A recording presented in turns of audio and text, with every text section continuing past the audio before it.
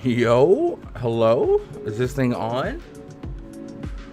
Turn the music down a little bit. What's up, chat? Happy Friday. Darren, Crispy, Pete. Happy birthday. I appreciate that. Jim, hey Gun, we missed you. Glad you're back. Do you think Vooch is the play tonight? I think he can be. He's in a good spot. Up against the Warriors, 9-9. There's so much on today's slate. So at 9-9, we need the north side of 50. I got him projected for 50. So he's a play. The play, usually the is, for someone that's just underpriced for what they're going to do today. I don't necessarily think Vooch is underpriced. What's up, Pete? Thank you for the Twitter response. Nah, I literally, as I was going live, I had tweeted that the live stream, and then a couple of you guys were like, "Hey, Gone, where you at?" And I appreciate that. It means you guys are looking for streams. You guys have this as part of your daily process, and I appreciate that a lot, man. I appreciate that. It's Jokic's birthday? Oh man, me and Jokic share a birthday. I'm a little bit older than Jokic. He's 26, so I got 2 years on him.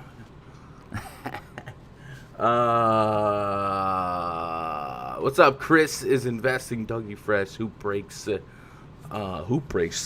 You break pack openings and stuff? You have a channel? Check it out. Man, what do I got on the screen right now? Usually you want to talk about last night? Anybody play last night? So we haven't done a stream in 2 days. Yesterday, 3 games straight. 3 game slate. I was probably not going to do a stream anyway, just because 3 games spread out. The day before, you guys know we're right here in the thick of this Texas weather. Today it looked like it's getting a little bit better. The day before there was spotty internet when I got up. There was water was off for a little bit. I don't know. It was big. But last night, Brooklyn Nets over the Lakers. Lakers didn't even drop 100 points on the Nets, man. I would have bet the over so hard on that. But we did see some line movement throughout the day, bringing that total down 7 points from when it opened. So Vegas a little sharp on that one. The Raptors beat the Bucks. Bucks on a nice little losing skid here. And they've got to play again today. The Miami Heat beat the Sacramento Kings. Giannis, LeBron, and Harden. I had lineups with like 2 of the 3 each, just trying to game theory. It really wasn't. All those guys basically scored the same, and you needed the right mid-tier values. I have got to get some caffeine, man. My brain is not working. My tongue is not working. But I hope you guys did well. I did well last night. There was a late curveball with the Dennis Schroeder being out news.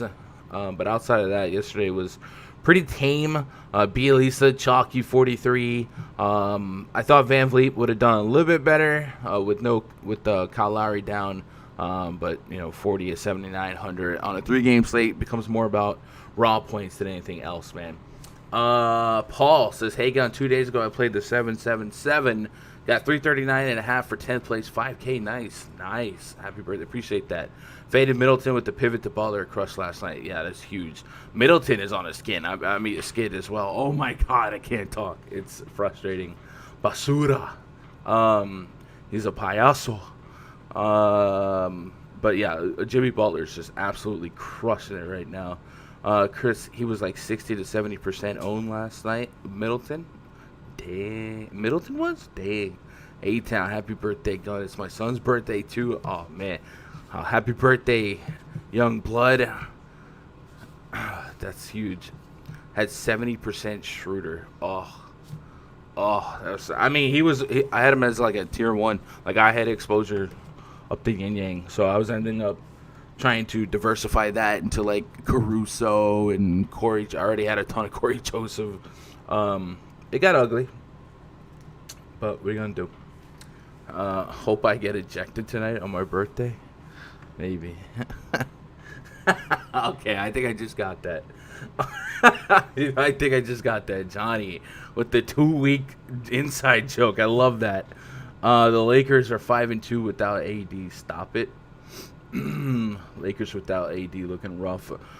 So yes and no, right? They're winning games, but they're not putting teams away. Like those wins that they have, what are they? Like overtime games against the G League Thunder, the G League Timberwolves, the G League the Pistons, right? So it's not like high quality wins, but I'm also not willing to write them off. We got the All-Star break at the end of the first week of March. The Lakers and the Bucks, I mean, these have to be the most fatigued teams in the league right now, having such a short offseason. I guess the Miami Heat, the same, right? They're not looking great either. Like, these teams did not have that offseason that some of these other teams have.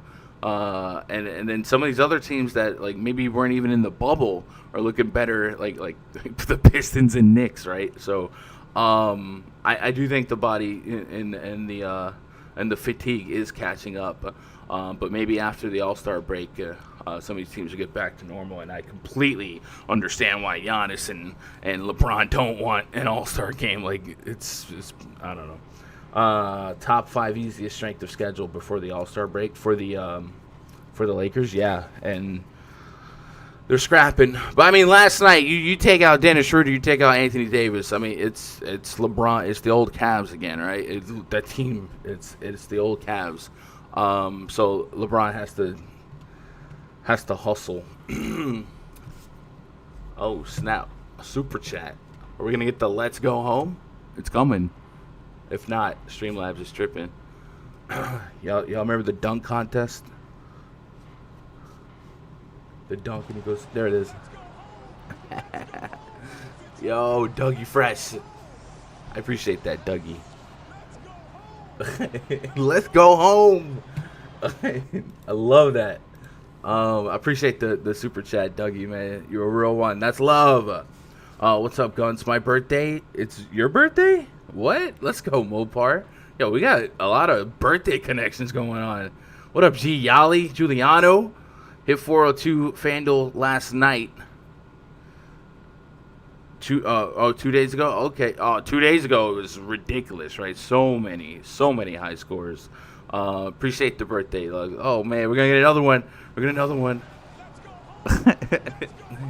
I love it. I appreciate that, Paul. The $10 happy birthday super chat. That's love. Appreciate you guys, man. You guys are real ones. No way. How did that happen? Just take one. How did you do that? I didn't do it. What? How did that happen? I don't think they're cold. It's cold enough for me. Move your butt. Chat, it's happening. It's not as cold, but it's better than nothing. What up, Sway Thins? I appreciate that, babe. How did you do that? I have my waist. You have your waist. I don't understand. I have my waist. Oh, man. Happy birthday. Thank you, my love. Thank you. All right, we got a lot of basketball today, boys. Raj is going to hit us with the old no. So it's going to be me and you guys, chat, but that's fine. We got a lot of games to break down, and it is what it is. Babe, would I trouble you for a cup of ice? Thank you, my love. Jokic's birthday too, right? Yo, what up, Van Jones? Man, I'm glad to see you guys. Usually my birthday is during the All-Star break, and we don't get to hang out. We don't get to do streams. We don't get basketball. So I am a little bit happy that's happening today. Also, why is the Heat still on? All right, let's go bring up the Fantasy Labs. It's all right. Fantasy Labs Twitter. Guys to watch as of 3 p.m. Eastern. Kawhi Leonard, Paul George, Jaylen Brown, Kyle Lowry, all questionable. Mike Conley, questionable. Draymond Green, questionable. Ben Simmons, probable. Steven Adams, doubtful. And Will Barton is questionable. We also got news that the Rockets game was getting postponed. So that's what we're working with here. Lots of high usage guys in that list of names. So it could definitely shape the lineups tonight, right? If Jaylen Brown was out, I could see a lot more love on guys like Tatum and whatnot. I can't break the ice. Can't break the ice? That's fine. Thank you, babe. I love you. And chat, we're gonna have to. Whoa, babe, the cup. Did you break the cup? No. Yes, the cup has a hole in it. I didn't even use Babe, it to break anything. Babe, the cup is. There's a giant hole in the bottom of the cup. There's bang all over the desk. That's not my fault. Babe, I need a towel. It's like on the keyboard. Oh my god, what a circus. I'm sorry, chat. Holy. There's a giant hole in the cup. Can you get it to the sink? Can you like get it to the sink? Look at the bottom of the cup. I didn't do it. I used that cup last night. Oh my god. I didn't do this to this cup. You're not putting that Oh on me. my god. You're not about to put that on me. Babe, there's bang all over the floor. It's not Okay. my fault. Alright. What a freaking circus. It's not my fault that your cup broke. Oh my gosh. There was a hole in the cup. Can you give me another cup of ice? No, you just yelled at me. No, but it's okay. Yo, Giuliano. I'm sorry, Chet. That's so unprofessional. It's a setup. Let's go. Who put a hole in the cup? That's what I want to know. Let's go home. Let's go home. Giuliano with the $4.99. Yo, I feel like I'm in school. I'm just walking around with dollars on my shirt. Chat, we got to do some work here. First game tonight, 7 p.m. Eastern start time, 6 p.m. Central. So many games tonight. Denver Nuggets at the Cleveland Cavaliers. Project starting five for the Nuggets. Jamal Murray, Will Barton, Michael Porter Jr., JaMychal Green, and Nikola Jokic taking on Darius Garland, Colin Sexton, Isaac Okoro, Jetty Osman, Jared Allen. 226 is our total 8.5-point spread in favor of the visiting Denver Nuggets. Nikola Jokic birthday game. Let's go. Always down to play some Jokic. He's at 11K though, so 60 plus fantasy points is the bare bones min of what we need. And I think it's a favorable matchup. He should get it. Overall though, the game should be a very, very slow, in-paced style of game. These teams are two of the slowest paced teams in the league, so I'm not expecting a whole heck of a lot in terms of possessions and in terms of real points to be scored. The Nuggets do present a couple of issues when it comes to the injury report. I want to keep an eye on the status of Will Barton. Barton has missed a stretch of games, but he is questionable today, dealing with it's just a personal. He's missed the last 3 games for personal reasons, but it looks like there's a chance he'll be back in action for the Cavs game. So if he's back, that might start eliminating the Monte Morris dart throws, the Campazzo dart throws, and then this lineup looks a little bit more like normal, except without Paul Millsap using JaMychal Green. On the Cavs side, Jared Allen has really taken the role of starting center now that Andre Drummond's just going to sit out until they come up with a deal on him. That's creating 30 minutes of him. I usually will jump to that. He's 7+K on FanDuel, almost 7K on DraftKings. I need the 40+. I wish the pace was a little better or something like that, so I'm not as enamored with Allen today as maybe I would be if this was a medium to high pace game. So I don't see myself jamming in him. Maybe some Javal McGee on FanDuel, $3,600, $100 above min price. He's definitely an efficient point per minute or greater type of a guy. And then Jamal Murray's had a really nice stretch here, but his price is catching up to him. 7,500 to 8K. Thanks, babe. All right, 7,500 to 8K. Let's go home. Let's go. Yo, y'all are making it rain, bro. Yo, I appreciate this. Giuliano with the 4.99. Paul with the 10, and James, happy birthday with the 20, man. Wow, this is like gonna be the most profitable stream ever, man. Yeah, you guys are awesome. I appreciate it. I love you guys. That's love.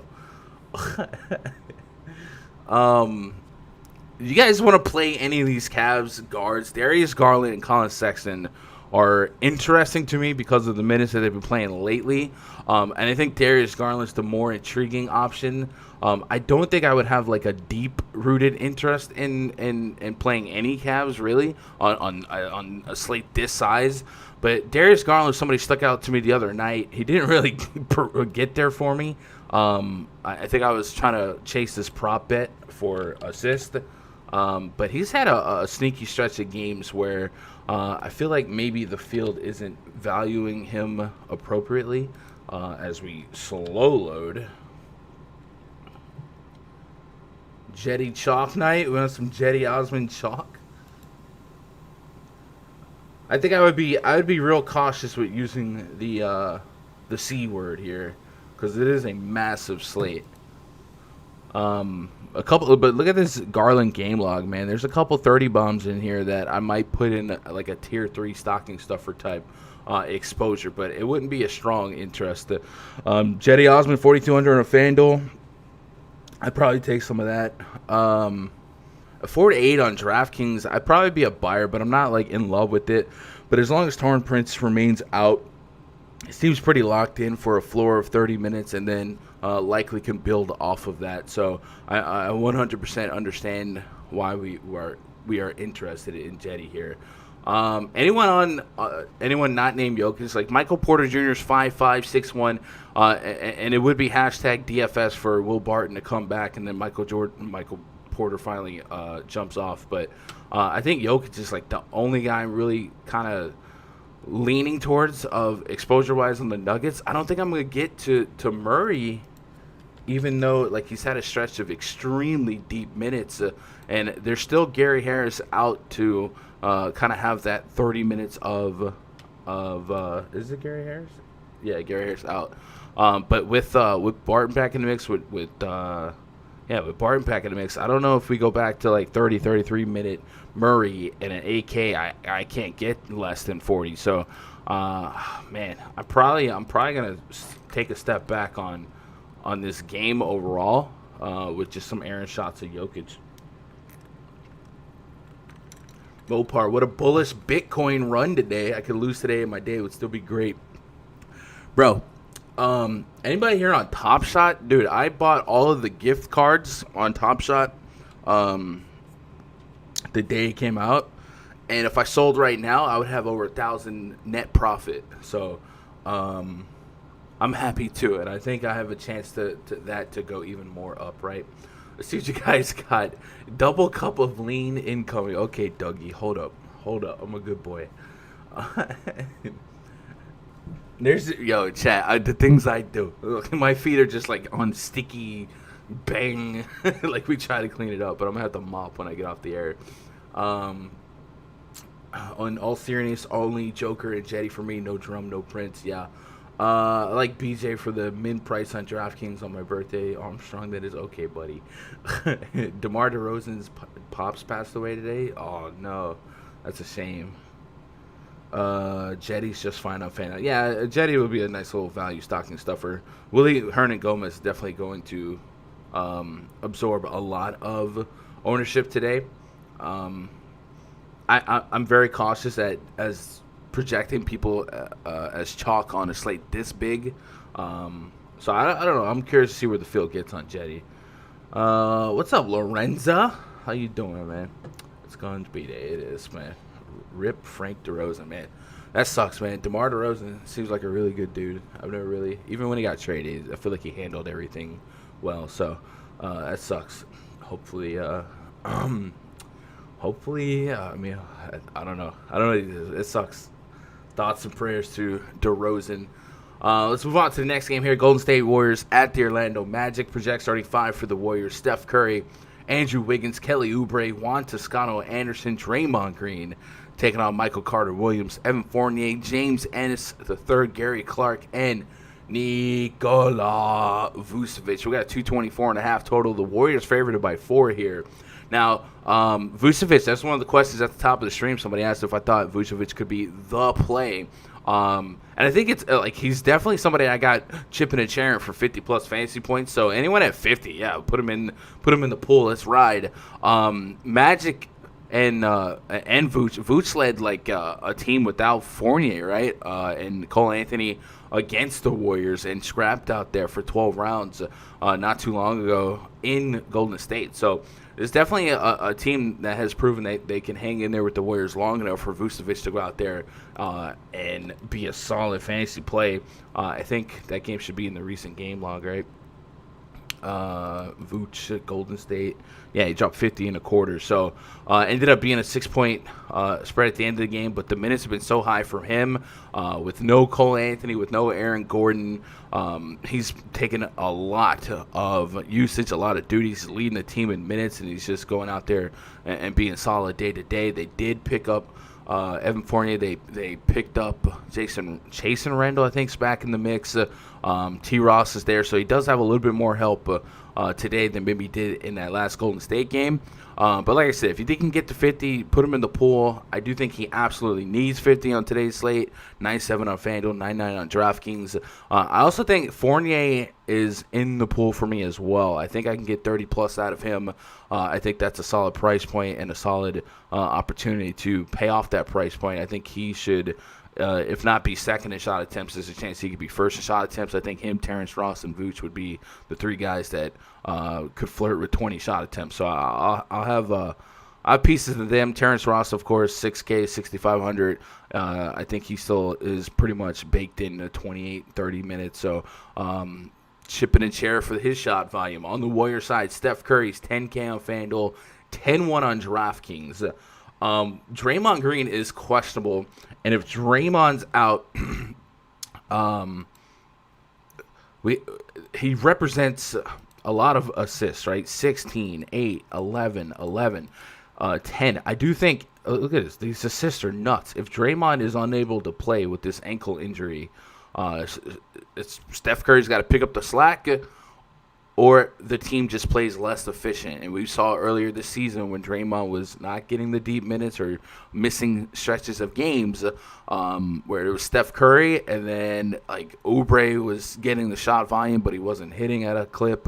I think the immediate correlation for me is to go play a little bit more Steph Curry at that price point, and then I would trust Oubre and Wiggins a little bit less. I still have some dart throws at him, but I trust him a little bit less. And if Draymond was out, I'd probably like Juan Toscano-Anderson as perhaps a ownership pivot to Cedi Osman, because those 24 minutes I've projected for him probably get a little bit longer. Eric Pascal will probably become trendy, and that is a very volatile situation. But if Draymond did play at 6,600 on DraftKings, I think that'd be fine for me to take a stab or two on. So hopefully we get that news with some ample time. This is part of the first stretch of games at lock. So keep an eye on that. I don't really think I get to Draymond on FanDuel, but on DraftKings I think there's some meat on the bone at 6.6. Let's see what you guys got in the chat for this one before we move on to the next one. If no Dre, add Bazemore to Cedi and Hernan Gomez chalk night. Yeah, Kent Bazemore went off the other night. He's pretty cheap. I could get down with that. Going, happy birthday. Signed up for $4.99 a month. What do you think of a Toronto stack? First of all, I appreciate that. Chad, if you're wondering what he's talking about, we do have a memberships on the YouTube channel. And the idea of the YouTube membership is to provide a little bit extra content or early access to content, and then of course get you guys access to like custom emojis. It's just an extra way to show love and support for the stream. So shout out to Jim for that. I had a launch plan for that during the end of baseball, and we only had like 5 or 6 of the membership. YouTube membership subscribers, so we didn't really like exhaust a lot of resources into the membership content, but I definitely think with the All-Star break in the first week of March, that'll give me a nice little gap to tighten up a lot of my baseball stuff and work on some of that exclusive content and that early access content. And there was a couple of ideas I had for some member live streams for just like lineup building and stuff like that. But I appreciate that, Jim. Getting really rich, Mo Bamba. He's got I can't say it. 3,700 on FanDuel, 32. You guys gonna play some Mo Bamba? Go for it. Wiggins cheap, Fournier cheapest. He's been in a while. If Draymond's out, thoughts on Bazemore? So I think Bazemore is gonna be that shiny new toy, right? And I also want to caution you guys, man. Bazemore could just fall by the wayside as well. He essentially single-handedly beat the Miami Heat. Saw 14 more minutes than he had seen the game prior. I definitely think this is, I don't want to say an anomaly, but it's best case ceiling scenario what he did against the Miami Heat. You guys have seen Kent Bazemore start in the past. You've seen him get minutes in the past. I definitely think there's still a range of outcomes where 30 minutes of Bazemore could just be 20-ish fantasy points, which is fine. But if he's going to end up being egregious levels of chalk, just kind of understand that this was just an incredible. Like, everything was 19 shot attempts. Like, holy. So I definitely, I put him in the mix. I put him in a pool, and I imagine he's going to be pretty well owned. But if you've been playing for more than a year, you guys know who Kent Bazemore is and what his floor could be. So just taper your expectations. But I also don't know that, like do you guys believe for sure he'd be thrusted in the starting lineup? I guess he could. Kelly Oubre at the 4. JT at the 5, spelling with Eric Pascal. Yeah, I guess you could see that. Happy birthday, bro. I appreciate that, Lorenza. 87 watching, only 20 likes. What they hearing? Oh, yeah. Y'all hit that thumbs up. Those of you that lurk anyway, just hit the thumbs up. It'll make me feel special. What's up, Damian Carnahan? Yo, what up, Gun? Hope you're doing well with the historic craziness in Texas right now. What are some of the solid plays that I missed? So far, nothing's like a lock. There's only game number 2. I think Vucevic is fine. I think Fournier's fine. Curry's 10K. Curry's one of those guys. Why is the Heat coming back on? Curry's one of those guys that, all these 9-5+ guys got to get you a bare bones min of 50 fantasy points. So spin the wheel, make a deal, put them in the pool. Just kind of taper your expectations. But from the first game, it's just Jokic. Jokic just has a birthday today too. So, but yeah, the storms down here are wild. It sounds like right now the streets are as operable as they've been during this week, and a lot of that snow is melting into slush. But it sounds like overnight there's a chance it just freezes again, and then we deal with that again going into the next day. But as long as stuff is open. Guys, yesterday I spent $75 on a Domino's order, and it was just the most basic average, less than it wasn't even good. But we were we were down bad, man. We didn't have nothing in the pantry. The grocery stores are wiped clean, so I was like, whatever, dude. We'll eat pizza for the next 2 days. Let's move on to the next game. Atlanta Hawks at the Boston Celtics. Project starting 5 for the Hawks. Trae Young, Kevin Huerter, Cam Reddish Jr., John Collins, Clint Capella taking on Kemba Walker, Jaylen Brown, Jason Tatum, Semi Ojeleye, and Daniel Tice. We got 225.5 total, 4-point spread in favor of the Boston Celtics. Jaylen Brown is somebody to watch today. Yes, Marcus Smart's out. Jaylen Brown is somebody to watch. He is officially questionable. He is listed with a sore left knee. He must have tweaked his knee during Wednesday's game, but we'll have a better idea where he's at following shoot-around. Haven't really seen any reports about that. We've seen several games of like Kemba out, and then we know what happens with Brown and Tatum. But what happens when Brown is out and Smart is out? So let's pull up the on-off court tool over at Fantasy Labs.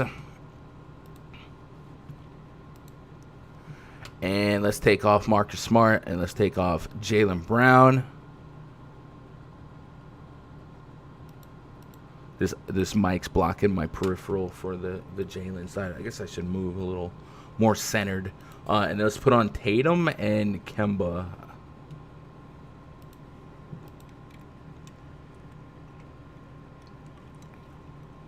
So there's only 56-minute sample size this season.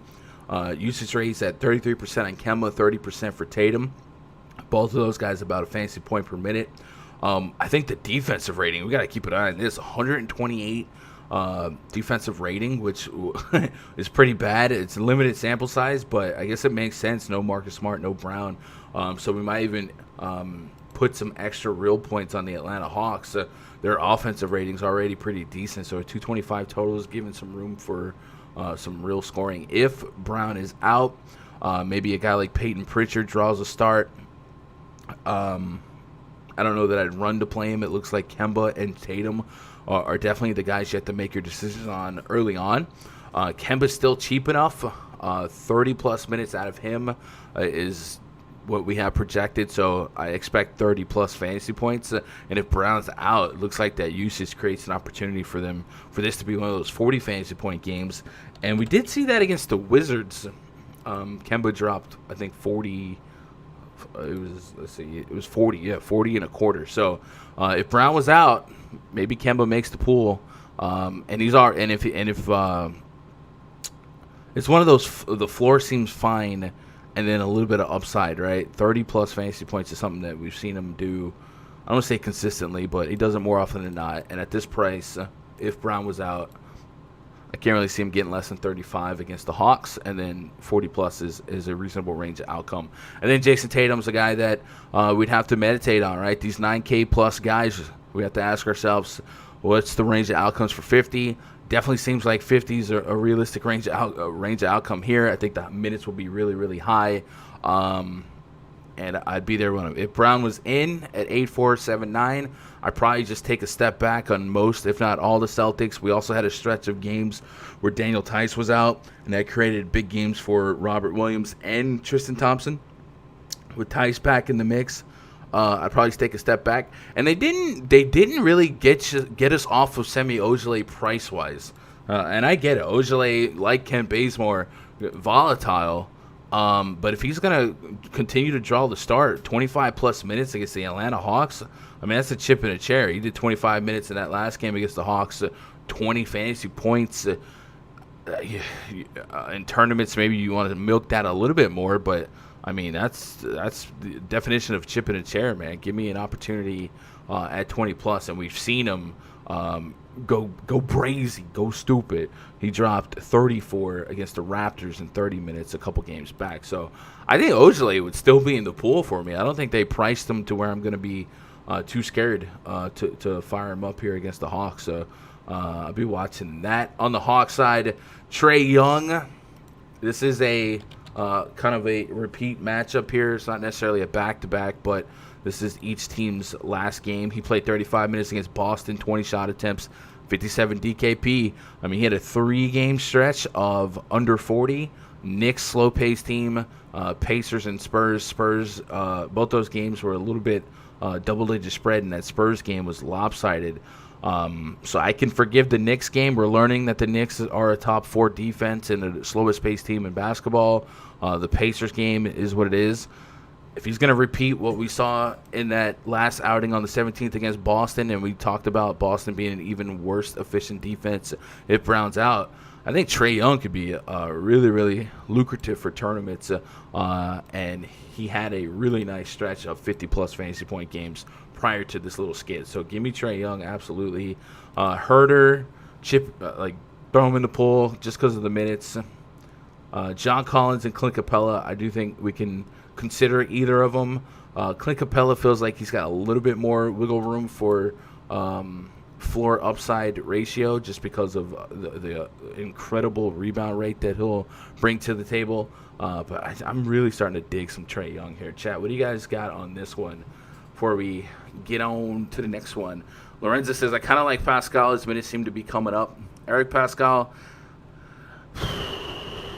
So Pascal was just one of those very volatile players, right? We've seen him play 25 minutes and not be an impact player, and we've seen him play 20 minutes and then break a slate, right? So I think him, Bazemore, all those risky value plays are just that, risky value plays, and just understand that there's an outcome where he doesn't do well. We have the air on, and I'm not even mad.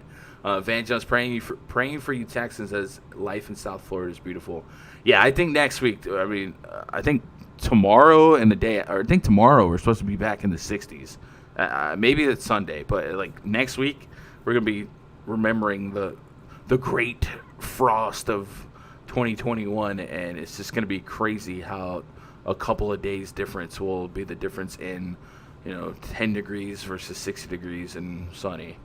Van Jones hoping Jalen's out so I can load up on Tatum. I'm with you. What's up, Isaiah Robinson? JaMychal Green, Sadiq Bey, and Jetty Osman, all locks. I'm with that. Mopar, to be honest, Gun, this is my 5th year playing DFS. I've lost a lot to start out, but the last 2 years have been great. This year I'm really coming on top. Man, I'm really glad to hear that, Mopar. I definitely, like, DFS can be like that. The more you learn, the better your decision making is. But I think the most important thing time gives you when you play DFS is a numbness to variance. And for those of you guys that play poker, you might understand that, like, sometimes pocket aces, you're not going to win the hand. Like, it just be like that sometimes, and then sometimes you just get river ratted or busted on the turn or something like that. And that's kind of like DFS is, right? We could be sitting on a monster after 3 games, and then we get to the end of the night and our hammer gets injured in the second quarter, something like that. And I think that's what it is. I think it's really easy for everyone to understand the process and understand how to select players and stuff like that. But what I've seen run people off more than anything is lack of discipline and lack of being able to withstand, not just financially, but withstand mentally the bad beats and the bad breaks. So, but for you guys that are here for years, man, that's a good sign. It sounds like you guys are you guys are successful. I like to hear that. Dame says that's crazy. $75 for Domino's. What was embedded in gold? It was like 3 pizzas, a couple sandwiches, a couple drinks. But it was Van Jones, JaMychal Green for me, only if Barton confirmed out. I like that.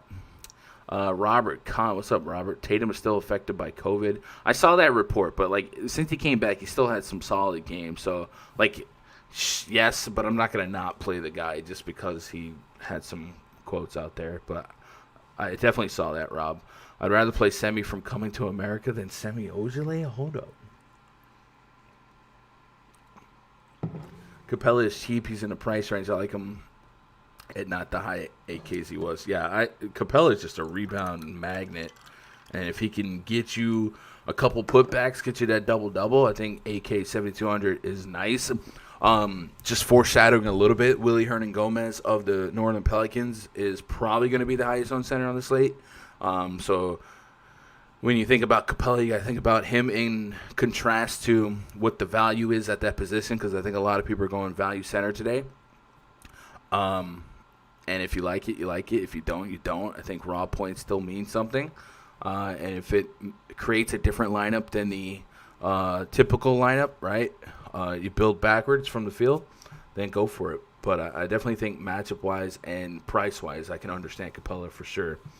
Going 1v1, McGee or Green at power forward on FanDuel. I mean, it seems like JaMychal Green's minutes would be there no matter. Unless I don't know. I don't want to push you guys in the wrong direction. Unless Mike Malone does some weird stuff where he puts like MPJ at the 4. But it seems like JaMychal Green will win the minute battle versus McGee. McGee's just awfully efficient in the minutes that he plays. And McGee just didn't the Cavs just play the Nuggets in Denver. Yeah, they did. McGee dropped 20 in 11 minutes. Like, if you can take out of your mind the minutes or lack thereof that he might see, he can be extremely, extremely efficient. A little bit of revenge funness too, right? Just thought about. Yeah, no, Rob, you're fine. I understand why you brought that up. It wasn't like I wasn't shooting it down, but it definitely. I'm fascinated by the Tatum comments because you don't really hear any of these athletes that contracted COVID really speak on it in terms of the effects. They just had it and they move on. But for Tatum to like admit that he can feel issues with his lungs or whatever, that's fascinating because I'm learning more and more about it. I was 30 points away from a FanDuel takedown yesterday. Gun, Joseph, Nunn, Van Fleet, Tyler Hero, Powell, Siakam, Giannis, Bagley, Whiteside. Man. 30 on a 3-game slate could just be one guy, right? Really any slate, but those small slates, they're fun. They're almost showdown slates in a sense, especially if you get like all the games at the same time, and it's just the swings are massive, right? You can get a guy that goes on fire in the first quarter, and you're sitting up top, and then he just disappears, and then at one moment you could be up 8K and then you're down $20. It's wild. It's almost like NASCAR swings. Got to go McGee via ownership right now. Green is high owned, at least on FanDuel. Maybe. I think I don't know that I have either projected for an insane amount of point differential. So like if you're just playing leverage, like at the leverage 101, right? You got two guys projected for the same area points wise. So if we're talking JaVale McGee versus JaMychal Green, I'll go to my player projections here. And we'll control F JaMychal. I got JaMychal at 24 DKP and JaVale McGee at 18. So that's not really a great example because it is a 6-point difference. But if they were both at like 20, yeah, take the lower own one for the leverage on the field.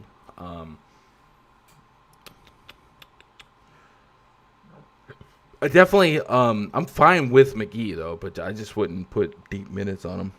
Let's move on to the next game. Chicago Bulls at the Philadelphia 76ers. Project starting five for the Bulls: Kobe White, Zach LaVine, Garrett Temple, Patrick Williams, Wendell Carter Jr. taking on Ben Simmons, Seth Curry, Danny Green, Tobias Harris, and Joel Embiid.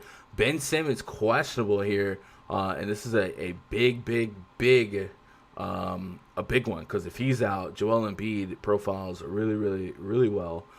Shake Milton's also doubtful.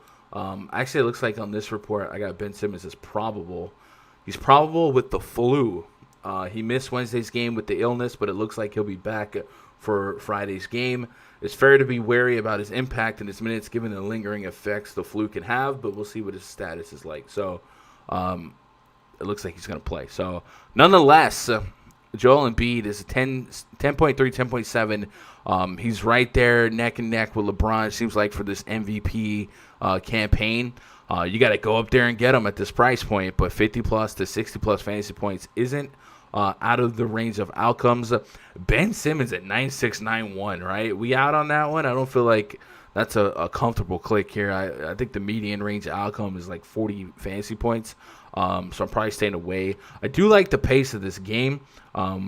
The Sixers, I think, have only lost a couple of games at home, though, so there's a chance, if they're full strength here, that may put the Bulls away early. But if we look at that team metrics chart and go check out team pace, the Bulls are third in pace, and the Sixers are fifth in pace.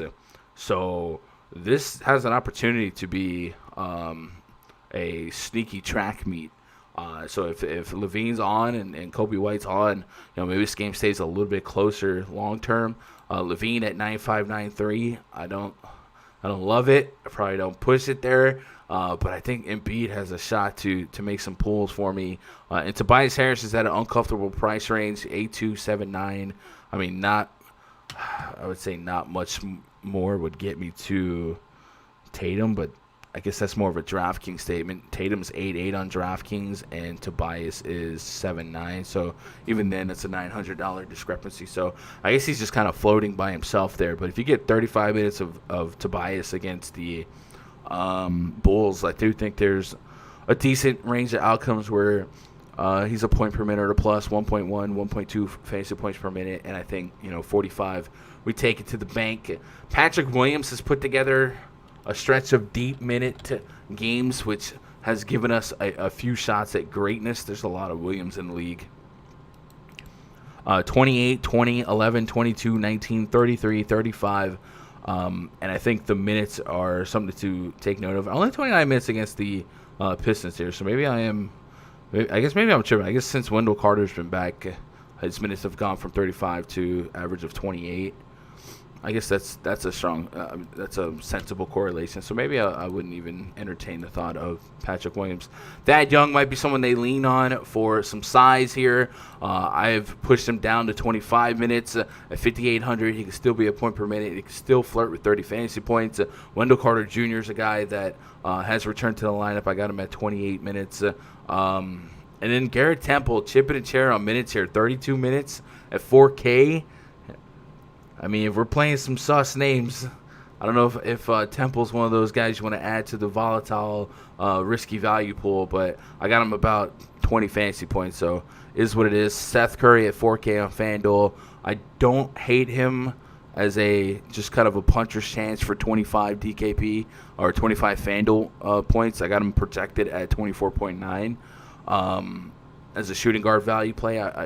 He'll probably make the mix here as one of these fast-paced, find him, chuck a three type of situations. Let me get the right screen up. I'm getting tagged in Discord right now. It's kind of like distracting me. Davey says, do you like Kemba versus Atlanta? Price looks nice. I like Kemba in theory, but I think my ownership on Kemba would be extremely contingent on Jaylen Brown's status. If Brown is out, we've seen Kemba and Tatum in less than 60-minute sample size absorb a 30+% usage rate. So I would definitely have Kemba in the 6K price range versus Atlanta if Jaylen Brown's out.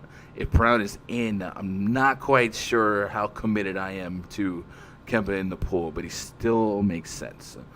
Dom says, what about Bembry? Played 37 minutes and is a min play on DK. So Bembry started because Kyle Lowry was out, right? So I guess if Lowry was out again, he could re-roll that. We'll get to that game in a minute. Gialli, I like Kemba tonight if Brown's out for sure. I thought the flu was cured. What's up, Sway? Seth Curry and Embiid for me on FanDuel. A little bit of Patrick Williams. Okay. Sour cream. How's Morant looking? I haven't got to that game yet, but I think I saw D'Anthony Melton's back in the mix, and a couple guards that have been out are back. So I'm suspicious on how deep we can get those minutes, but we'll get to that game here in a minute. I'm going over on Morant and DeLon Wright. I do like the Pistons little triangle. Really, there's 4 Pistons I'm playing, but I try not to get more than 3 in a lineup. But on this slate, I might stick at 2. I'll take the under on Patrick Williams. He's been bad lately. Who's playing both Currys tonight? Seth and Steph in the Lou. Let's go. Next game on the docket, New Orleans Pelicans hosting the Phoenix Suns. Project starting 5 for the Suns. Chris Paul, Devin Booker, McCall Bridges, Jay Crowder, and DeAndre Ayton taking on Lonzo Ball, Eric Bledsoe, Brandon Ingram, Zion Williamson, and Willie Hernan Gomez. 231s are total. The Phoenix Suns favored by 3.5. So, the status of Steven Adams. Let me pull up the New Orleans injury report. He's doubtful. He's doubtful to play with a right ankle sprain. If we go pull up the team metrics chart in the RunDFS.com NBA VIP spreadsheet, the New Orleans Pelicans currently bolstered the second worst defensive rating in basketball. That's 116.1 points per 100 possessions, second to only the Sacramento Kings. And I'm curious I feel like if you take Steven Adams off the court, it could get worse. I don't know. I don't feel like it gets better, but let's see. So let's pull up the New Orleans Pelicans. I don't even know that we have enough sample size to even make that blanket statement. But regardless, the Pelicans are bad defensively. So Steven Adams, take him off the court. Defensive rating, I guess we would have to put Alonzo. Let's put the core on. Lonzo, Ingram, and Zion.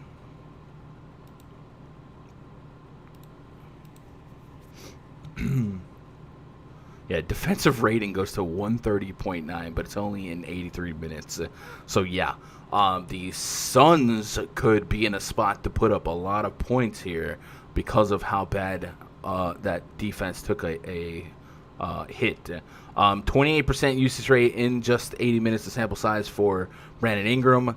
14% on Lonzo, 27% for Zion. So Ingram and Zion are really the two guys that I look at from slate to slate anyway.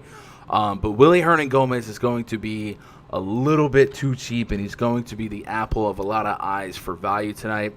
I guess he's Guillermo on DraftKings. He's 3,900. He's already a guy that we've known for years as a potential point per minute or greater type of guy. 33, 27 DKP his last 2 games. matchups were definitely much better in Portland and Memphis than the Suns are on paper. But at 3,900, you muscle your way to 25 plus fantasy points at his ownership. He might just get you that chip in a chair. So we expect him to be the highest owned player on the entire slate. And because of that, I mean, we put him in as core value, and we just let it ride. But past that, I think Zion and Brandon Ingram deserve some consideration. The Suns side, I think DeAndre Ayton's getting a little bit too cheap here, going against not Steven Adams. So for a team that gets even better benefits of facing a potential league worst defense without Steven Adams, I think the minutes are too deep. So Ayton on both sides for me, I feel like might fall through the cracks, and I don't want to forget about him because I think 40 plus is a range of outcomes. Devin Booker 7-7-8-1. He had a stretch of 30 real point games. I think he can go right back to that here. And then Chris Paul, between 7 and 8K. I'm looking for 45 fantasy points on a slate this big. I think all these guys have the opportunity to chip and chair their way at their price point. I don't want to be over invested in lineups with Suns. What I mean by that, like I don't want too many Suns in the same lineup, just generally. But I think this is a night where we're going to be able to boost the Suns' projections versus what they would normally be at. But I think right now I'm really digging some Ayton at 6'6", 6'7".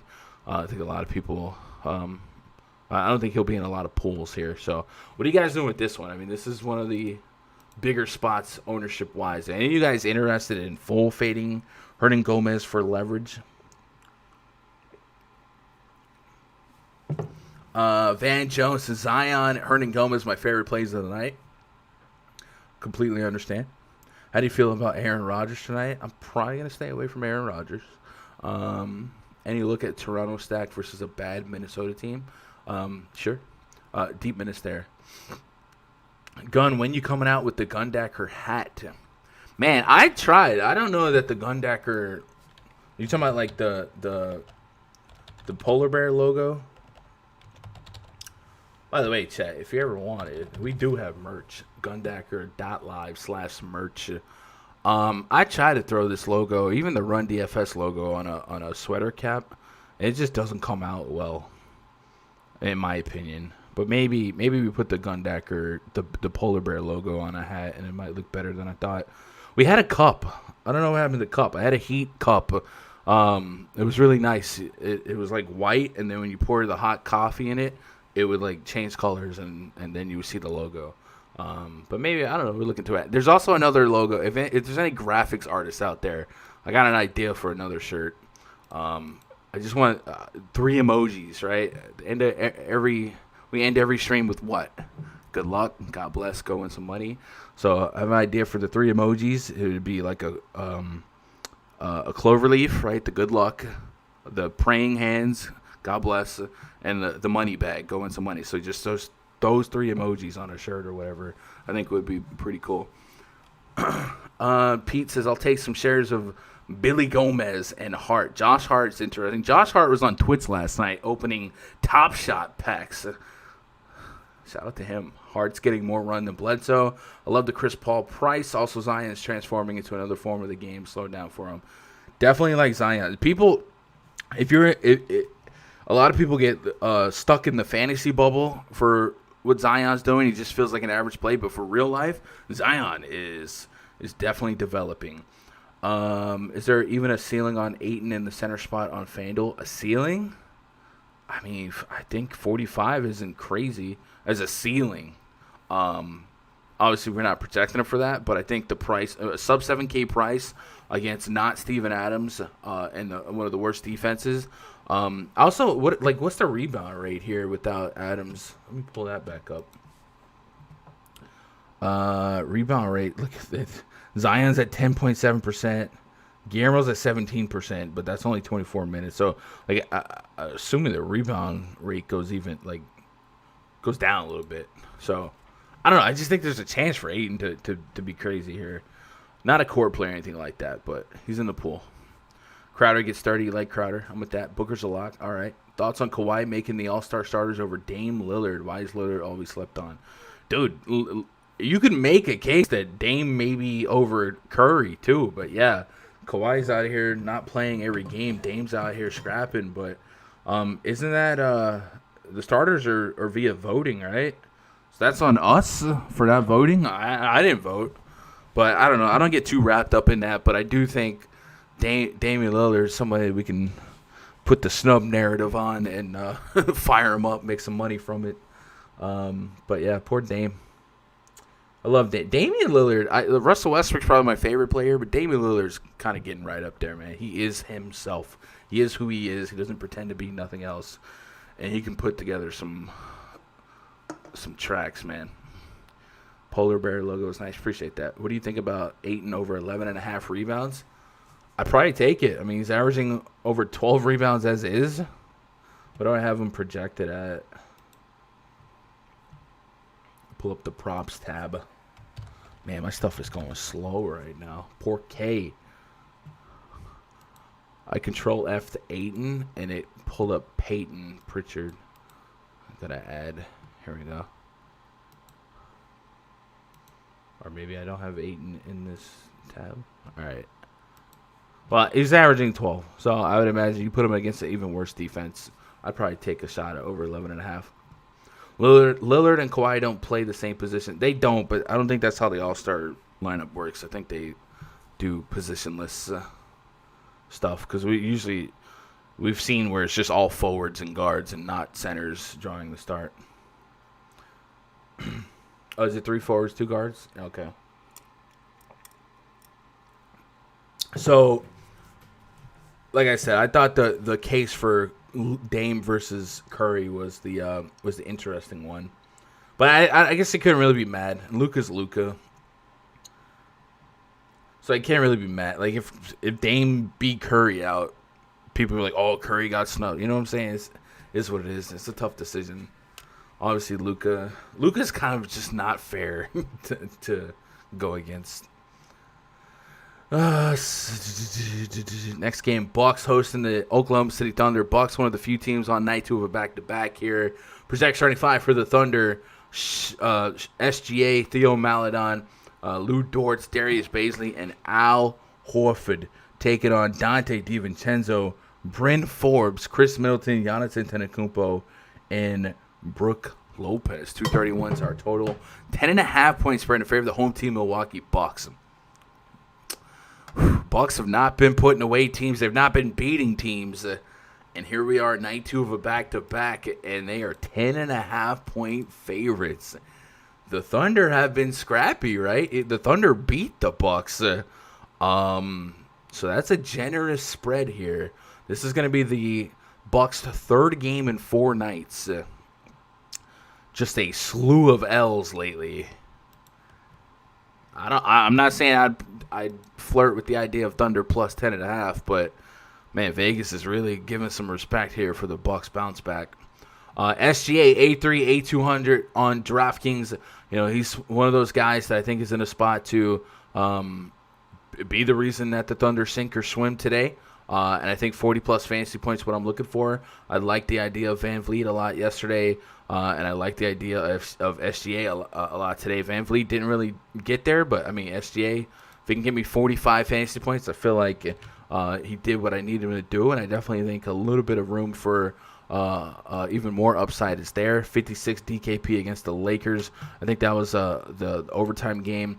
And then Memphis, 33 minutes at Memphis was over a point per minute. So I kind of like some SGA here. I might start him as a tier 2 and see if he goes down. I don't know if he gets to the 1 yet, but he's there for me.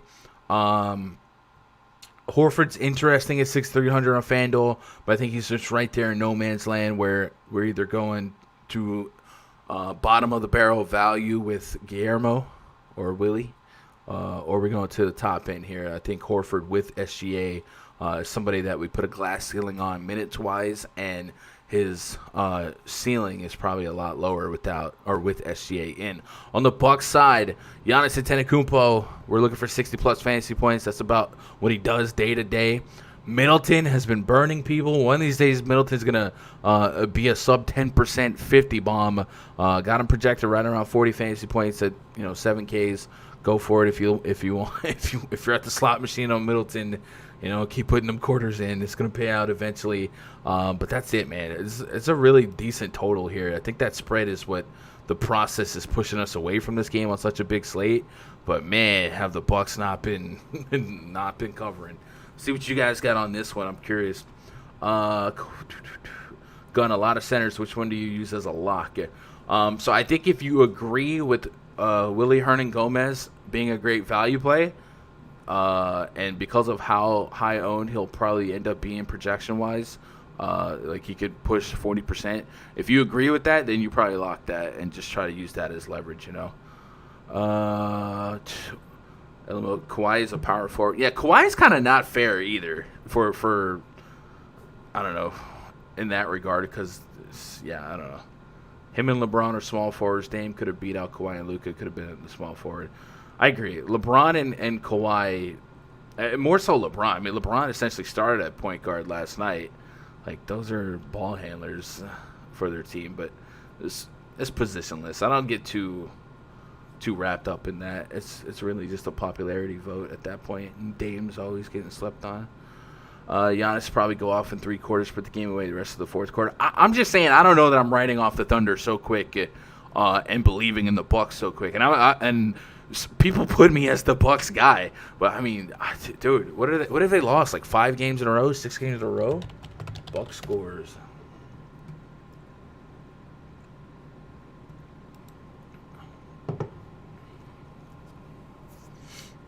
So they lost to the Raptors twice. They lost to the Thunder without SGA.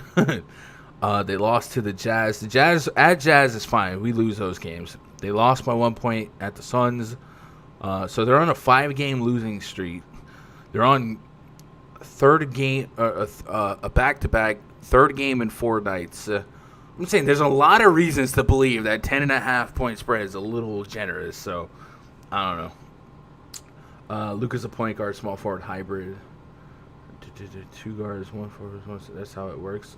For the All-Star break, I don't think they count centers because we've seen. I don't think they count center as the position. I do think it's 3 forwards and a guard. Because we've seen them not have centers in the starting All-Star lineup.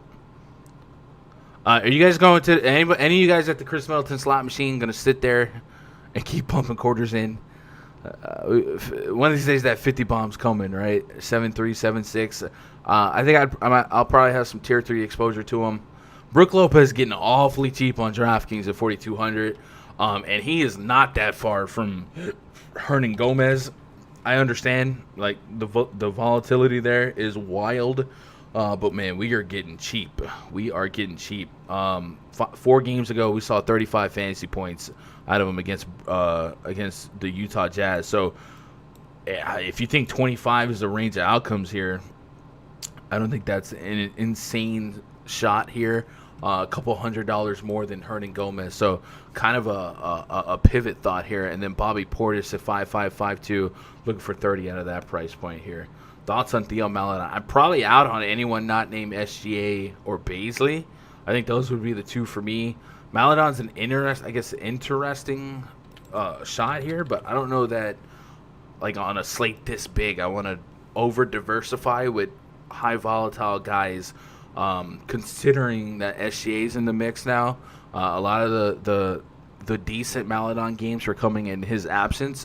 I do think when SGA does play, there are games where either Diallo goes off or Dort or Maledon. I just think it's so inconsistent that I'm staying away in my batch of lineups, and I don't even know that 4,700 like I get any type of ceiling that I'm going to miss. So I probably am out on Maledon. With the Thunder looking a little bit more full strength than usual. How's he at chucking threes? I guess that's kind of the process of picking against the Bucks, right? Who's going to chuck threes at the best rate? And he's a point guard. 5s, 3, 4. went 6 for 6 against Brooklyn, so we'd probably want something like that to happen. I don't know. I'm probably staying away. I'm looking at Darius Bazley. What stack do you think that can break the slate tonight? Says Jim. Probably the Suns. It's uncomfortable to play 3 Suns, but I don't think in this matchup it's egregious to see a Paul Booker, Hernan Gomez, or even a McCall Bridges in there, or Jay Crowder. I don't think it's crazy. The Pelicans have just been really, really generous to opposing teams in terms of fantasy points allowed and real points allowed. So they're kind of one of those uncomfortable teams that float up for me. And then we'll talk about the Pistons here in a second. But man, the Pelicans are just so bad on defense. Let's move on to the next game here. The Detroit Pistons at the Memphis Grizzlies. Project starting 5 for the Pistons. DeLon Wright, Wayne Ellington, Wayne's World, party time. Sadiq Bey, Jeremy Grant, Mason Plumlee taking on Ja Morant, Dylan Brooks, Grayson Allen, Kyle. The Andersons got tickets to the game. How'd they get tickets? Anderson, Jonas Valanciunas. We got 220 total, 4.5 points spread in favor of the Memphis Grizzlies. Desmond Bane back in the mix here. That might push Grayson Allen to the bench again. We'll see. I got Anthony Melton back in the bench. I think ultimately what this might do is there was a couple of games where I was able to somewhat comfortably project several Grizzlies over 30 minutes. And I think those days are back in the past. So Ja Morant's the only guy I got right now projected for over 30 minutes, and that makes the Memphis Grizzlies kind of an uncomfortable team to target because of their propensity to be pretty diverse and pretty spread out when it comes to minutes played. So kind of keep an eye on that. On the Pistons side, Blake Griffin not playing, Sekou Doumbouya questionable, and Killian Hayes still out. We've seen this Pistons team become pretty fun, almost a Cinderella story of sorts. And the 4 guys I want to write down in pencil, because these guys are just going to be in my player pool. It seems like almost virtually it doesn't matter who they're going against. DeLon Wright, 6'6" to 6'1". He's kind of in that Kemba area where you're looking at him or Kemba, and I think he's got a really strong case. Sadiq Bey, he's 5'8", 5'6". I need that 30+, and I know that's a very volatile range of outcome for him, so he's probably going to be like the least owned Piston for me. Jeremy Grant is coming off a game that if you were at the Grant slot machine, that's what you were waiting on, right? He is almost a lock at this point to win MIP.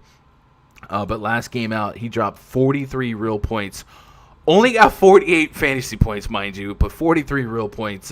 38 minutes played against Chicago, 20-plus shot attempts, and the usage rate so far this season has been sustainably highest on the team. Remember, not just Blake Griffin being gone, but Derrick Rose being gone represents a decent chunk of usage for everyone. And then Mason Plumlee, 6'8" on both sides.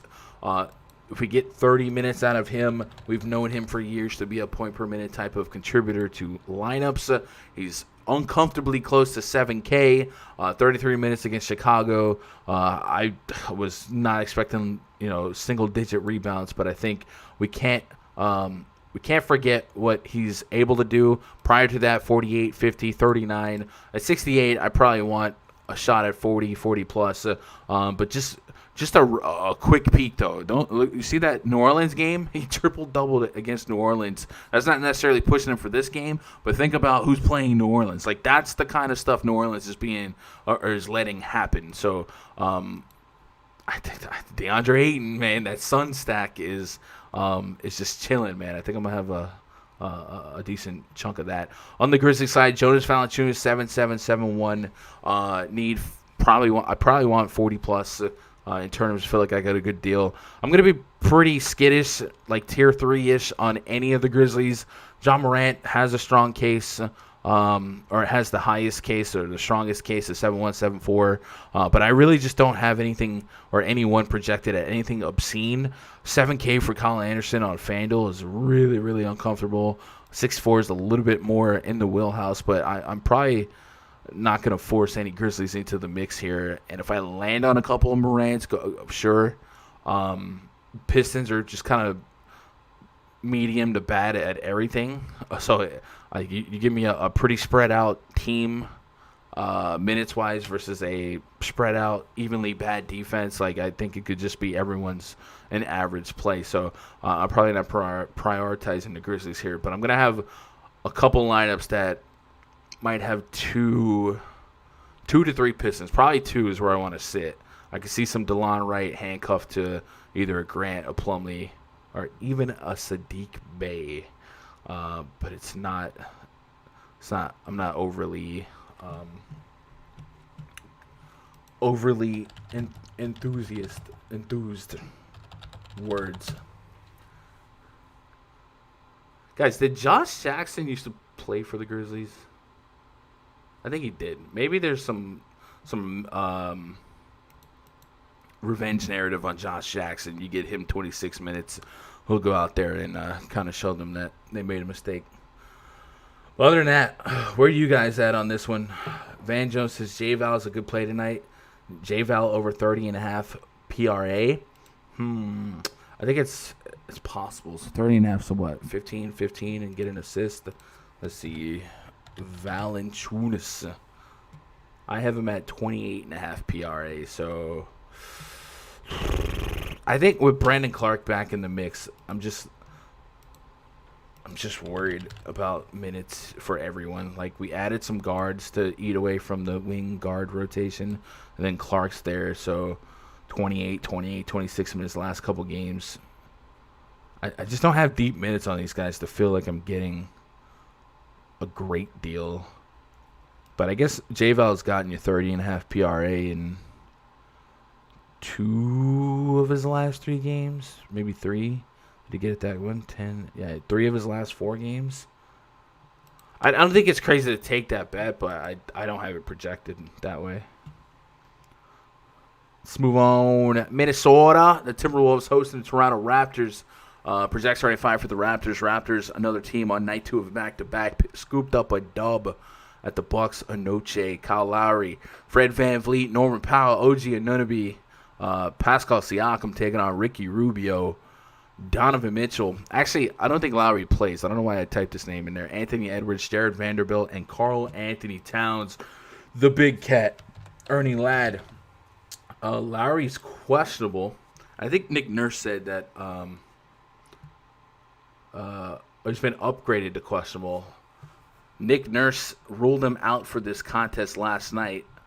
The Raptors should be able to handle the Wolves without Lowry and may choose to be cautious, but it's at least good to know that he won't be out long. So, yeah, I think that's what it was. Last night in the postgame, Nick Nurse was like, I think he's going to be out for a couple games.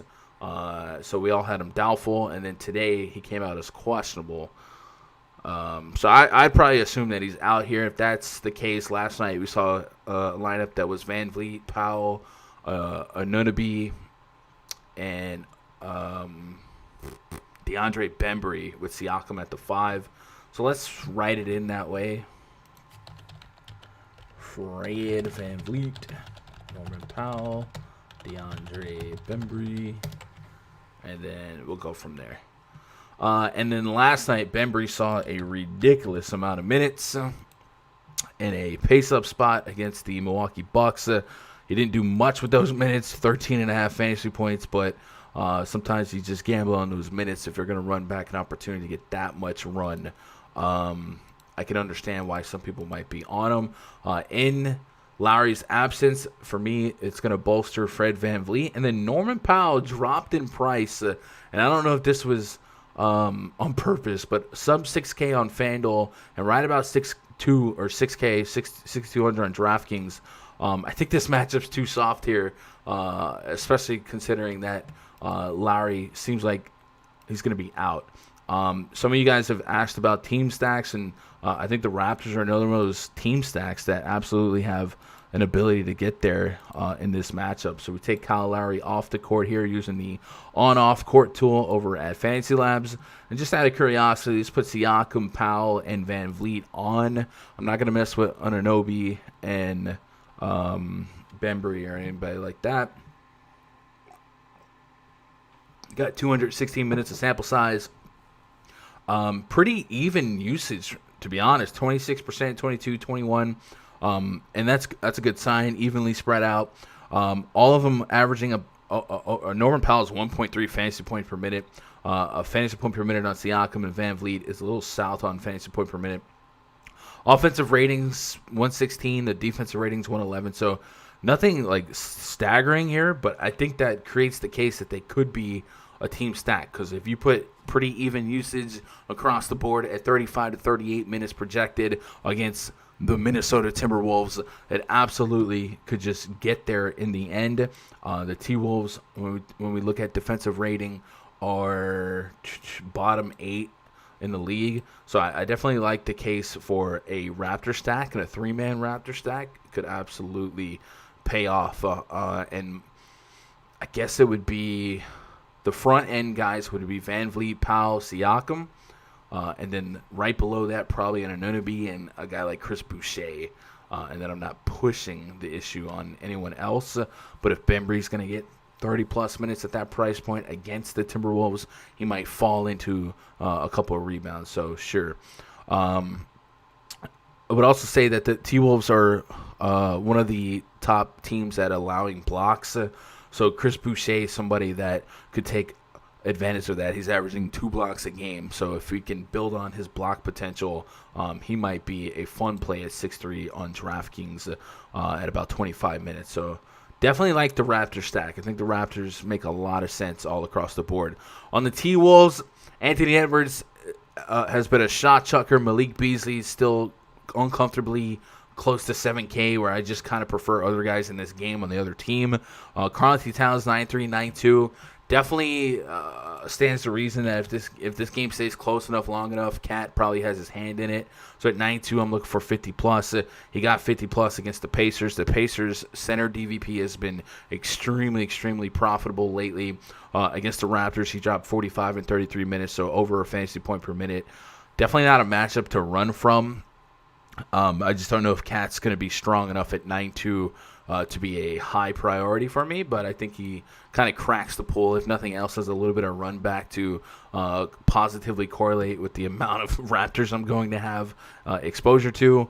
And then are you guys dabbling with I know Rubio had a massive game the other night. Was it against the Lakers maybe? I looked up and he had like 40 fantasy points. I was like, what?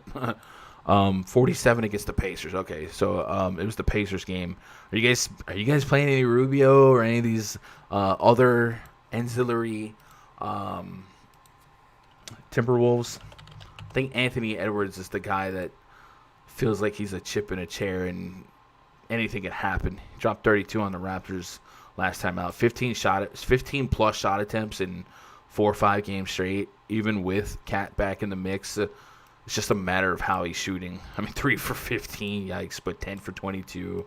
Like, he's going to chuck. He's absolutely going to chuck. So maybe 6K is just a little too cheap for 20-plus shot attempts, and it just really comes down to how he's shooting. The Raptors do allow one of the highest amount of points via the 3-ball in the league. So if Edwards is going to chuck, especially from behind the arc, 4 threes, 10 threes, 7 threes, maybe Edwards does get there for us. So I'll probably put Edwards as a tier 3, and then build off of that. What about you guys? What say you? Van Jones says Toronto cheap enough to roster Van Vliet. That's a V in there, Van Jones. Siakam, Powell still get studs. I agree. Damien says, can you play Ayton, Booker, Paul in one lineup? What's your limit on that game? I think you can, because it's this the Pelicans. Definitely, like, if it falls flat, it falls flat. But man, have we seen some just crazy games. Just bear with me just a moment. Let's talk about one. The Trailblazers. Damian Lillard, 79 DKP. Derrick Jones never does anything, 34 DKP. Robert Covington, 36 DKP. Gary Trent, 31 DKP. Canner sucked that game. Before the starters, crushed value. The game prior to that, these are teams and their DraftKings scoring against the Pelicans. Ja Morant, 46. Dylan Brooks got 27 DKP that game in 30 minutes. Kyle Anderson, just 26 minutes, dropped 34 DKP. And again, the center sucked. So you've seen Steven Adams kind holding his weight. The game prior, the Pistons, 37 minutes on DeLon Wright, 34 DKP. Sadiq Bey had that massive 37 DKP explosion, 39 minutes. Jeremy Grant, 28-38. Mason Plumlee triple-doubled that game. And then we got the Mavs. Luka dropped 80. Porzingis dropped 50. DFS dropped 24. We know that that's not a common range of outcomes. You get what I'm saying? Like, teams are going off against the Pelicans. Their defensive efficiency is so bad. And maybe the points per game, even the points per game allowed, has got to be elevated. And that's crazy considering how their pace has taken a step backwards moving on from Alvin Gentry. So it's just such a bad defense that I just think we chip in a chair almost every team against them. And a team like the Suns will offer us at least a decent predictive value in minutes projected. So Chris Paul, Devin Booker, and even like Bridges, Crowder, like they're not insane plays. And then DeAndre Ayton on the south side of 7K just seems like he's too cheap. He's averaging over 12 rebounds per game. If he gets some more putbacks here, he could have a 15-15 big explosion game. So I still concede that it could just be super mad average, but I don't know, man. That team's so bad. Add Bembry, yeah. Evangelist says I watched that game and the Bembry played the minutes but not the game. Yeah. Solid 6. Okay, going one lineup on FanDuel, paying up for center position or dropping down to Hernan Gomez. So on FanDuel, I think we have this discussion a lot. It seems on FanDuel, you still have to balance value with winning the position, right? If Guillermo Hernan Gomez or Willie Hernan Gomez goes out there and drops 25 to 30 fantasy points tonight, but Embiid laps him at 60 fantasy points, there's multiple ways to skin a cat at the end of the day. If you got Embiid at 60 winning the position at center, and you got solid value at the mid tiers on guard and forward range, you can go that way. So I don't think there's a right or wrong way to approach Hernan Gomez on FanDuel. I just think at his ownership on this slate, there's only going to be a handful of guys with high ownership because of how many games are on the slate. It seems like he's going to be the highest owned guy. So at his ownership, you might just give yourself that leverage knowing that you can pivot to a guy that could 2x his production because the Suns are still a solid defensive team. And maybe he just gets 25, 30 fantasy points and an Embiid or a Jokic or somebody like that laps him 65, 70 fantasy points on a slate like this. So I don't think there's a right or wrong way to approach that. I think the context of the answer has to be contingent on what you're able to do with the rest of the lineup, right? If I'm playing Hernan Gomez, that probably gives me more Steph Curry's and high-priced guards and what have you. And if I'm fading Hernan Gomez, then I probably go a little bit more value guards and forwards, and I pay up for my beefy front court. And that's usually the approach I take, generally speaking. But I'm completely fine with Willie Hernan Gomez. I think he's a lot of times there's bad volatile chalk. Willie Hernan Gomez doesn't seem like he's one of those guys, even in a matchup this tough. It's kind of like Bielisa last night. Shadow says, if Lowry's out, do you like Van Vliet over 6.5 assists? Good question. So, one, I think we should just consider Lowry completely doubtful. With Lowry off the court, Van Vliet, Powell, and Siakam on the court, Van Vliet's assist rate is at 31.8%. And when Lowry's on the court, that assist rate goes to 27%. So, Van Vliet's averaging 6.7 assists as is. So, yes, I'd probably take the over 6.5. Is that a line that we can get on Prize Picks? Van Vliet assist. No, Van Vliet is 7.5 on Prize Picks. And what are my personal projections on the prop tab? So I definitely take 6.5. You get that weird book from where did you say you were? 7.6. So yeah, I'd take over 6.5 on Van Vliet all day long, all day strong. You're from overseas, right? You got that easy book. Or no, that's Shadow. Yeah, okay. Van Jones, you can even drop down to Jaden McDaniels for cheap value if you're stacking that Toronto-Minnesota game. Pat Bev tonight. What's up, JD? Maybe. We'll see what kind of news comes out for Pat Bev to be in the conversation, but probably not. We'll see. By the way, guys, that site we just had up is Prize Picks. If you guys want to reward your research in a more diverse way, I love Prize Picks allowing us to hedge our research. Like I said, if we think DeAndre Ayton's a solid play tonight, but he only drops 35 fantasy points, we probably don't win a tournament. But because of the research, because of the matchups that we spent some time digging into, we can still make money on him as a player. And Prize Picks does just that. They allow us to bet on players, on their specific stat lines. And I think it's a great way to diversify your daily DFS spend. You guys know by now we did partner with Prize Picks to get you guys a solid deal. If you guys have never played on Prize Picks, prizepicks.com, sign up and use code GUNDACKER when you sign up, and they will match your initial deposit up to $100. So if you just want to try 10, 20 bucks there, they'll spend that to 20, 40 bucks instantly. No slow drip. Not you got to play it and you get $1 at a time, blah, blah, blah. None of that nonsense. You deposit, boom, next you know you got it credited in your account, and you can put together some parlays with the picks that you like.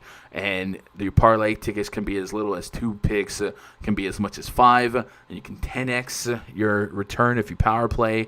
But we've seen a lot of success in the RunDFS.com VIP Discord with the flex parlay ticket. So check out that. It's a good way to support the stream, support the site, and better reward your research, man. Get a little bit more spread out there. And maybe we'll talk about a couple picks we like here in a bit. But you can bet their fantasy points, over-unders, which is the same as FanDuel scoring. You could bet their single stats, points, rebounds, and assists. You can put them all together. You can put multiple sports. There's hockey as well on the docket tonight, and have yourself some fun. The bigger the slate, I find the more I like Prize Picks, and I'll also say that Prize Picks seems a little bit slower to adjust their lines versus Sportsbook. So when someone gets rolled out, typically you can go to Prize Picks and still get a pretty soft line on the main beneficiary. If Ben Simmons got rolled out right now, you'd probably see that off the board on DraftKings or FanDuel or any sportsbook that you use. That game, just the whole game's off the board, and those players are off the board for props. That doesn't happen with Prize Picks, so it's also something to take advantage of in that regard. So check them out. Tell them I sent you when you sign up. Use code GUNDACKER. And yeah. Romania, mate. Land of Dracula. Romania. Was that Romania? What's the... Is it Transylvania? Is that up there? I don't know. We got one game left on the docket. It's the Clippers hosting the Utah Jazz. Before we do that, we take a pause for the cause. We're chilling at over 100 viewers, man. If you guys would do me a solid on my birthday, hit that thumbs up. Show me some love. If you are not subscribed to the channel, hit that red subscribe button. Maybe turn on the notifications bell. That way you get alerts whenever we go live or whenever we put up new content. We've discussed several concepts of new stuff coming up. I toyed with the first look video earlier in the week, and I told you guys the other day we're thinking about a night show as well. So to stay up to date with that information, subscribe to the channel. You also see the community post that we did. I put one up the other day when I knew I couldn't stream. So check that out. If you're not subscribed to the channel, help me grow the channel a little bit. Show some love. Subscribe. Or if you don't want to know when I go live, just subscribe. You don't have to turn notifications bell. Just help me pad my stats, right? Hey, after this stream, I'll be in the RunDFS.com NBA VIP voice chat. If you guys want to get into some of that, we'll be in there up until lock, talking all the plays.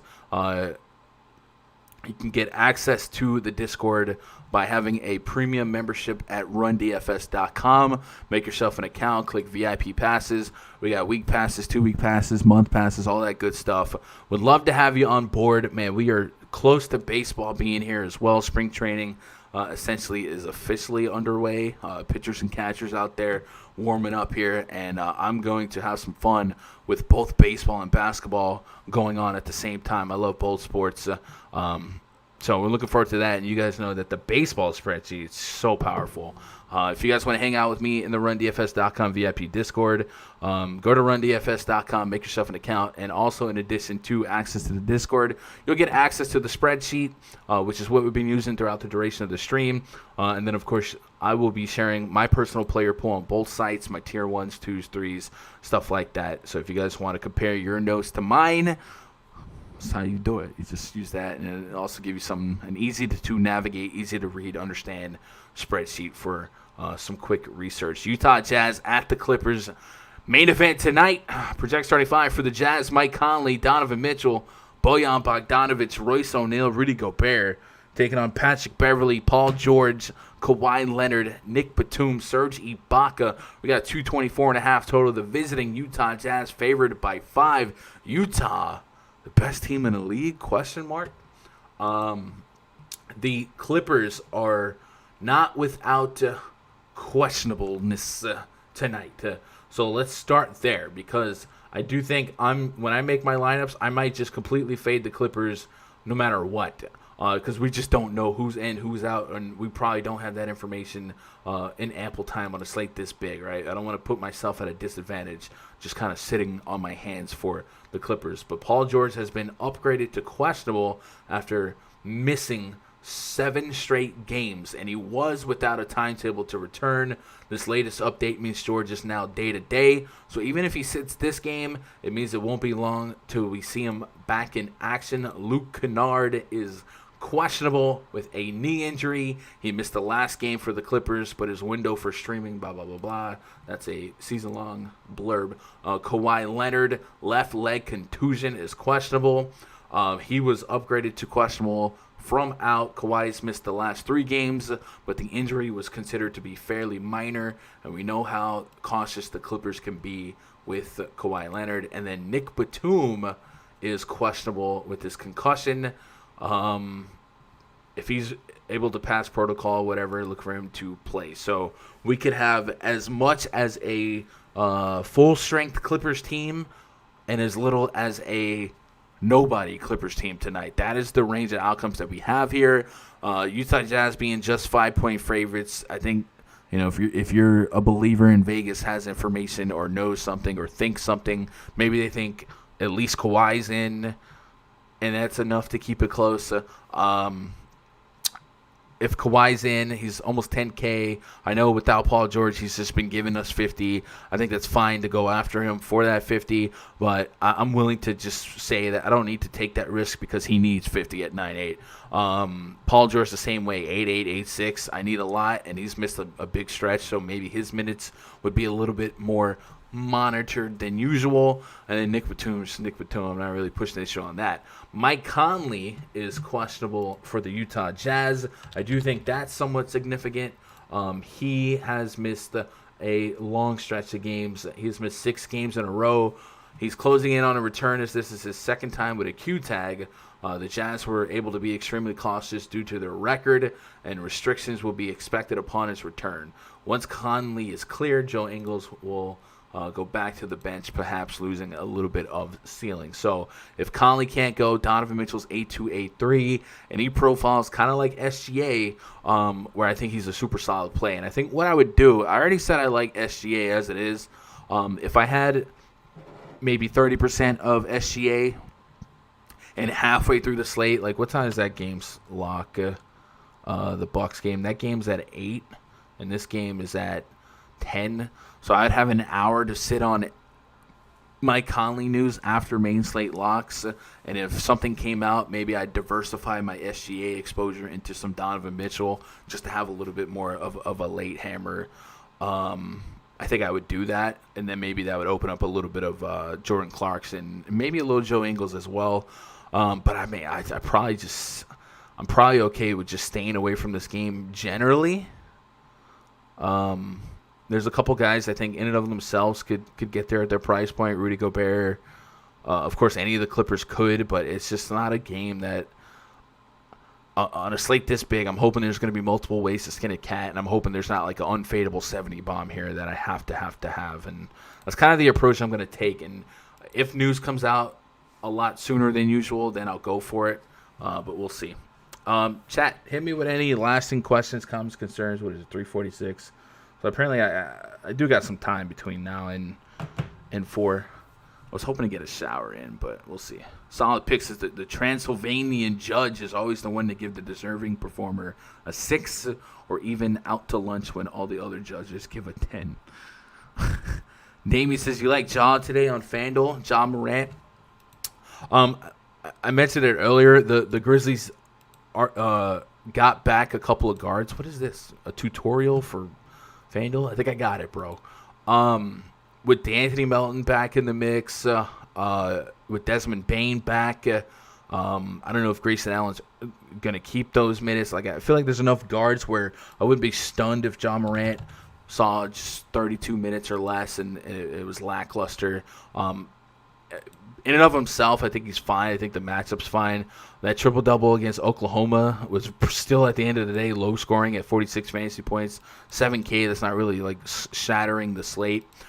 So like is a strong word. Will I have a little? I put him in a pool at tier 3. If the opto gives me him, let's ride. If they don't, I probably don't go back and rescript just to force him in there, right? Mopar says, "Dang, you're still on. I left mowed the lawn. Maybe something to eat came back." It's a big slate, Mopar, but I'm about to get off. Happy B-Day, bro. I appreciate that, man. I appreciate that. Jazz player better without Conley. For fantasy, yes. Are you talking about for real life? I think they're elite either way. Clarkson plays better without Conley. I think he gets more opportunities. So I think what happens there, when Conley's out, Joe Ingles starts, and then Clarkson's he's already the sixth man, but he's the true sixth man, and he can come up and be the primary ball handler off the bench. When Conley does start and Ingles off the bench, Ingles does some more facilitating on the second unit. So, yes, Clarkson is better for fantasy without Conley. So if we knew Conley was out and you wanted to get some Clarkson late, go for it. Like Donovan Mitchell for the late night hammer sweat. I'm with you, James. I think I like SGA if Conley's in. And if Conley's out, I still think it's more of a coin flip than we want to admit. But I probably diversify some of my SGA just to have some of that Donovan Mitchell. And the Clippers put us in a tough spot, right? Really tough spot. Mopar says Garland, Forbes, Osman, Giannis, Guillermo, Walker, Siakam, Capella, Walker. Kemba Walker? Okay. Siakam, Capella. It definitely sounds different, right? I didn't even consider Forbes. Garland's interesting. It sounds different, Mopar, so you have a pretty unique lineup there. Is that it? Anything else? Tomorrow. What's tomorrow looking like, chat? Looks like Texas should be back to normal tomorrow. And maybe I don't begin a stream pop and bang everywhere. Tomorrow we got 5 games tomorrow, 7 p.m. I'll probably hang out with you guys if you guys would join me on a Saturday afternoon, right? Still no football. I'll probably hang out. Sunday too. We working weekends. What do you think of DJ Augustine? So as long as Drew Holiday remains out, I guess there's a case to be made that those minutes could be there. 25 minutes against Toronto last night. It's just, if you want to play him, put him in the risky value pool. Don't necessarily think you need him. Doesn't seem like you'll need him often either. But if he makes, if you're sitting on a monster lineup that has a couple of 50-point upside guys, go for it. Is Tatum tier 1 if Brown is out? Tier 1. So tier 1 means I would have more of this guy or more of 3 or 4 guys than anyone else. So at nearly 9K, do I have more of Jason Tatum than anyone else at this range? So just kind of looking ahead. I think the answer is going to be yes.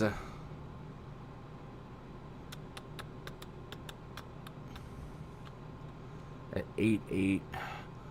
there's really not a lot of 9K plus that I want to tier 1. I think if something happened and Simmons was out, I'd go Embiid. But Simmons, I saw a probable tag on him. Giannis, I can't really tier 1 10 plus K guys and feel great about it. So I think if I can get 50 plus at under 9K, I would probably say if no Brown, I'd probably tier 1 Tatum. I think so. All right. We'll do that. If you guys want to hang out with me tomorrow, I'll probably be live here. Seems like we've been pretty solid at 3 p.m. Eastern, 2 p.m. Central slot time. So we'll be back. I appreciate you guys kicking it with me. I really appreciate all of the birthday love. I mean, this is definitely more donations on this stream than ever. So Dougie Fresh, Paul Akese, Giuliano, James Fennerman, you guys pulled together like $30-$40. That'll give me some bang, right? That's a couple cases of bang. So I appreciate that. Thank you guys for joining me. Thank you guys for understanding the absence 2 days ago due to the Texas storms. If you guys got anything else for me, I'm on Twitter, twitter.com/GundackerSports. The DMs are open. If you would do me that favor and hit that thumbs up before you get out of here, I would certainly appreciate it. Otherwise, I will be in the RunDFS.com VIP Discord immediately following this stream. Yeah, I don't think I got time to take a shower. Damien says, what are your best if-then statements for today's big slate? I think if Jaylen Brown's out, then play more Kemba and Tatum. I think Tatum's playable no matter what. And then I'm just probably going to lean on Suns and Pistons. And if Mike Conley's out, get a little bit more Donovan Mitchell, man. I appreciate you guys. I love you guys. Good luck. God bless. And go win some money.